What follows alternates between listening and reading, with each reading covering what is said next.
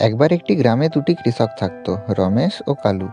রমেশ ও কালুর জীবনযাপন প্রায় একই রকমের ছিল। একই রকমের জীবনযাপন হওয়া সত্ত্বেও রমেশ তার জীবনে সন্তুষ্ট থাকতো, কিন্তু কালু তার জীবনে একেবারেই অসন্তুষ্ট থাকতো। একদিন মাঠের মধ্যে কাজ করতে করতে একটি বিষধর সাপ এসে ওদের কামড়ে দেয়। সাপের বিষের কারণে রমেশ ও কালুর ওখানেই মৃত্যু হয়। ওদের মৃত্যুর পর উপরওয়ালা ওদের আরও একটি জীবন দেওয়ার কথা বলেন, আর জিজ্ঞেস করেন যে পরের জন্মে ওরা কীরকম জীবন পেতে চায়।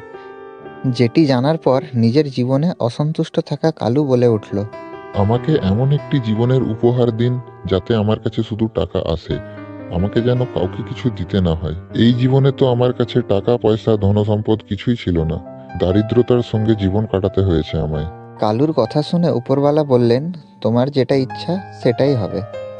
নিজের জীবনে সন্তুষ্ট থাকা রমেশকে যখন জিজ্ঞেস করা হয় যে পরের জন্মে তুমি কি চাও, রমেশ তখন বলল, হে উপরওয়ালা, এই জীবনে আমার কাছে প্রায় সব কিছুই ছিল। পেট ভর্তি খাবার ছিল, একটি সুন্দর পরিবার ছিল।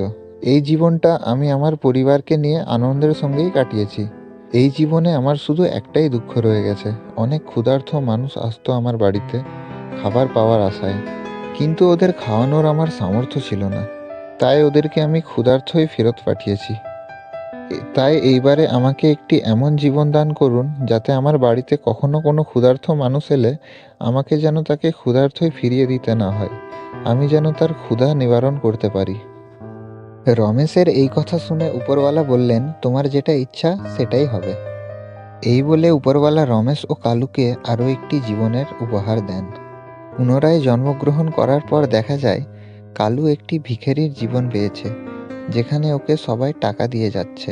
আর রমেশ ওই গ্রামের সবচাইতে ধনী ব্যক্তি হয়ে গেছে। আর রমেশের বাড়িতে কখনো যদি কোনো অসহায় মানুষ আসে, তাকে খালি হাত ফেরত যেতে হয় না।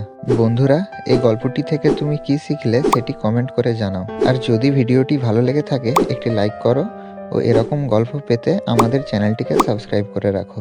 ধন্যবাদ।